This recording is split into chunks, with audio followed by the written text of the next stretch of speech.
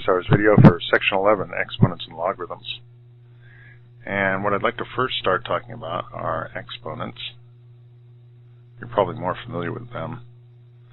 When you go to solve a problem, a lot of times at the end you'll be putting in the numbers, and most of you will be using a calculator. But a good way to check the answer is to actually essentially do it yourself. Let me show you what I mean. Let's say we were trying to find a position vector, and maybe this was an electron moving in some sort of technological piece of equipment, and we're going to be multiplying some numbers together. Maybe there's some small number that's being multiplied and maybe a larger number, and all that divided by maybe some smaller number, something like this. I've written all of these numbers as having 3 significant digits. So the answer will have 3 significant digits.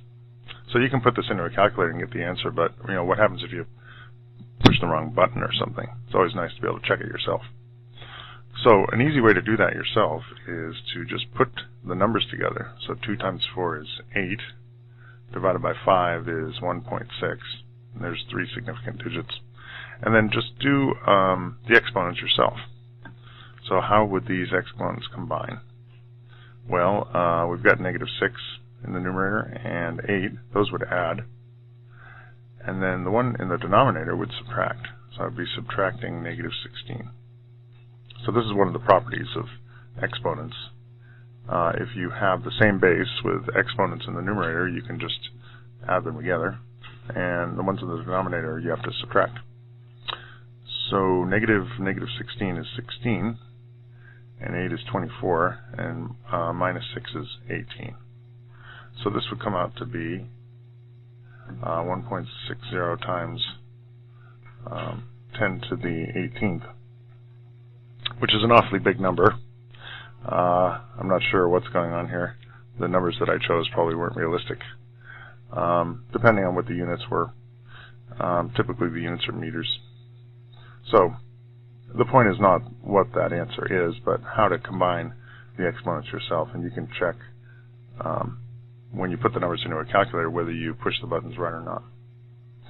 Now the other thing that's going to come up, especially when you start talking about sound waves and how loud they seem to be, are logarithms. And logarithms tend to bother people because they're kind of confusing the way that they're written. And what I recommend that you do is whenever you see a logarithm, just rewrite it in exponential form, and then it's a lot easier to work with. So say for example we had 10 times log to the base 10 of 120, and let's say that was equal to some intensity level beta. So this looks kind of funny. If you isolate the logarithm by itself, so just by dividing by 10 on both sides, it ends up looking like this. And then what I recommend is just rewriting it in exponential form, which is much more familiar. So a logarithm is just an exponent. That beta over 10 is just an exponent. The base in this case is 10, so the number down below to the right and below the letters LOG, that's the base.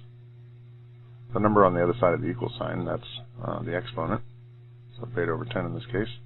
And then the number which is at the same level as the letters LOG, that's the answer that you would get. So that would be equal to 120. So that's what this equation is actually saying, is that if you took 10 and raised it to the power beta divided by 10, whatever beta happened to be, beta is the Greek letter B, then what you'd end up with is 120. That's what it's saying. So these are some of the issues you're going to be dealing with exponents and logarithms. But don't let those logarithms scare you when you see them. Just rewrite them in exponential form and they'll probably be a lot easier to work with. So try that out, and I hope things work well for you.